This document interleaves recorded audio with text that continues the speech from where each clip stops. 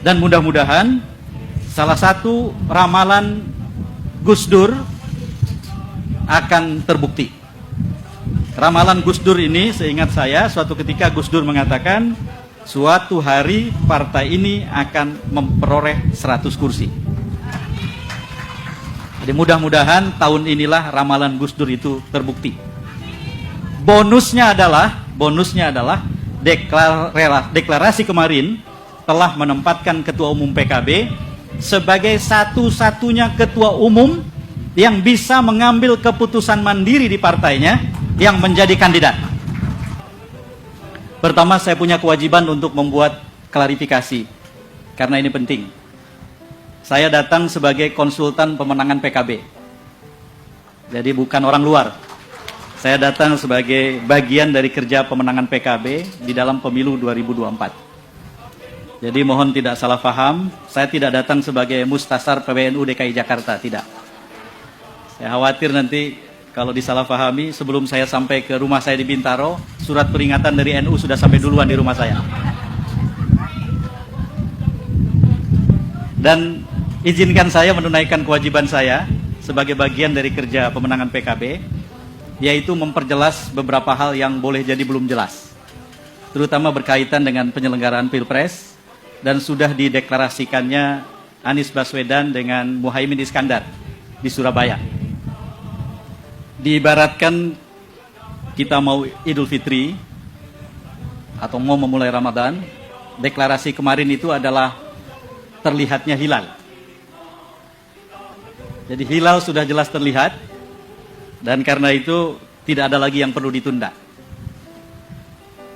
Ada beberapa tanggal yang sangat penting kalau kita hitung dari hari ini. 20 hari lagi dari sekarang, para Yai, Bunyai, para Gus dan para Ning, adalah hari pertama pendaftaran calon presiden dan wakil presiden. 20 hari dari sekarang. 19 Oktober dimulailah proses resmi pendaftaran ke KPU. Dan ditutup pendaftarannya tanggal 25 Oktober. Jadi hanya 6 hari saja. Dan insya Allah ketika kita tiba pada tanggal 19 Oktober itu, maka berlakulah satu ketentuan yang tidak tertulis dalam politik kita. Siapapun yang menjadi kandidat, yang dicalonkan sebagai capres dan cawapres, tidak akan lagi diganggu-ganggu kriminalisasi. Alhamdulillahirrabbilalamin, wabihi nasta'in, ala umuri dunya waddin, wassalatu wassalamu ala asrafil anbiya'i wal mursalin, Sayyidina wa habibina wa safiina wa maulana Muhammadin wa ala alihi wa sahbihi azmain. Ya muqallidal khairi kullihi wa ilaihi yurja'ul amru, ya fattahu ya alimu iftah alaina fathan qariba birahmatika ya arhamar rahimin. Yang saya hormati Sohibul Ma'had Pak Yai Nurholis beserta Bunyai, Profesor Kiai Haji Gus dan lain-lain, Abdul Halim. Selamat Gus. Ini adalah penampilan keberapa setelah jadi profesor? Yang pertama. Penampilan pertama Gus Halim setelah jadi profesor. Kiai Yusuf Muhazir, para Yai yang tidak bisa saya sebutkan satu persatu tanpa mengurangi rasa hormat saya, para Gus, para Bunyai, para Ning dan seluruh hadirin di tempat ini. Pertama, saya punya kewajiban untuk membuat klarifikasi karena ini penting. Saya datang sebagai konsultan pemenangan PKB. Jadi bukan orang luar. Saya datang sebagai bagian dari kerja pemenangan PKB di dalam pemilu 2024. Jadi mohon tidak salah paham, saya tidak datang sebagai mustasar PBNU DKI Jakarta, tidak. Saya khawatir nanti kalau disalahpahami, sebelum saya sampai ke rumah saya di Bintaro, surat peringatan dari NU sudah sampai duluan di rumah saya. Dan izinkan saya menunaikan kewajiban saya sebagai bagian dari kerja pemenangan PKB, yaitu memperjelas beberapa hal yang boleh jadi belum jelas, terutama berkaitan dengan penyelenggaraan Pilpres, dan sudah dideklarasikannya Anies Baswedan dengan Muhaimin Iskandar di Surabaya.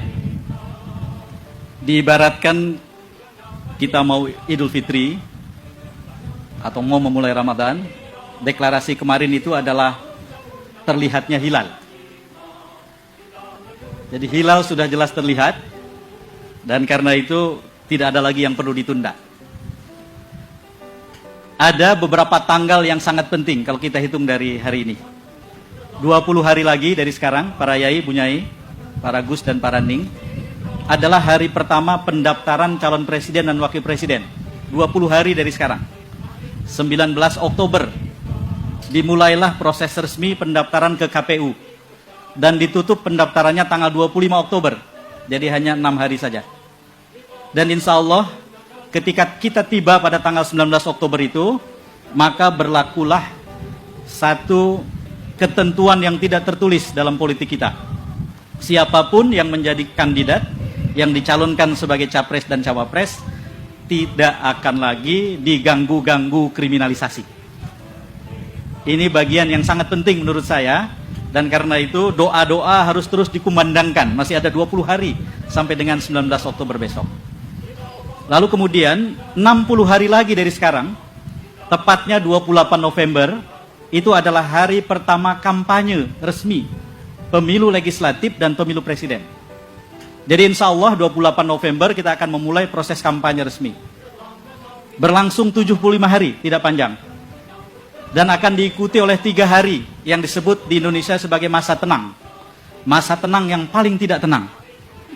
11, 12, 13 Februari 2024. Dan insya Allah 137 hari dari sekarang, yaitu 14 Februari tahun 2024, akan ada pemungutan suara, pencoblosan, yang diikuti dengan penghitungan sampai esok harinya.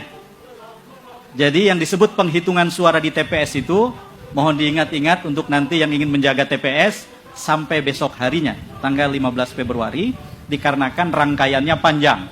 Dihitung dulu hasil suara Pilpres.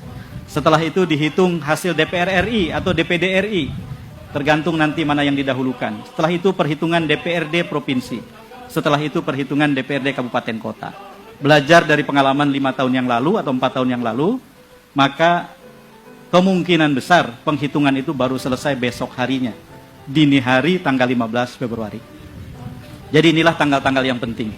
Jika ternyata Pilpres diadakan dalam 2 putaran, maka menurut jadwal yang sampai sekarang ada, putaran kedua Pilpres kita adalah 26 Juni 2024. 26 Juni sekali lagi 2024.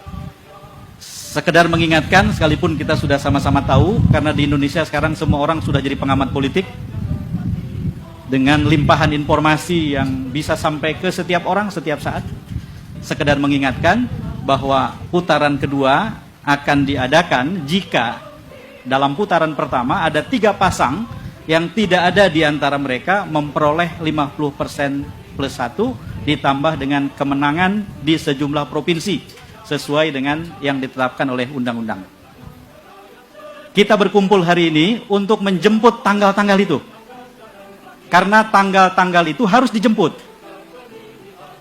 Kalau ada orang yang berbicara tentang hasil survei hari ini, maka survei itu tidak menggambarkan keadaan 14 Februari. Bapak-bapak dan ibu-ibu sekalian, tidak. Survei itu menggambarkan pada saat surveinya diadakan. Bukan keadaan 14 Februari. Berbasis hasil survei itulah, terutama hasil survei yang bertanggung jawab, yang bisa kita pegang karena diselenggarakan dengan baik, dengan bertanggung jawab, maka kita lakukan kerja pemenangan sehingga 14 Februari hasilnya sesuai dengan harapan. Dan insya Allah hasil tidak pernah berkhianat pada ikhtiar. Jadi tugas kita adalah berikhtiar. Dan dengan ikhtiar itulah kemudian nanti kita jemput hasilnya 14-15 Februari besok. Dan mudah-mudahan salah satu ramalan Gus Dur akan terbukti. Ramalan Gus Dur ini, seingat saya, suatu ketika Gus Dur mengatakan, suatu hari partai ini akan memperoleh 100 kursi. Jadi mudah-mudahan tahun inilah ramalan Gus Dur itu terbukti. Bonusnya adalah deklarasi kemarin telah menempatkan Ketua Umum PKB sebagai satu-satunya ketua umum yang bisa mengambil keputusan mandiri di partainya yang menjadi kandidat. Coba kita hitung, Mas Anies bukan ketua partai, bukan orang partai. Mas Ganjar bukan ketua partai.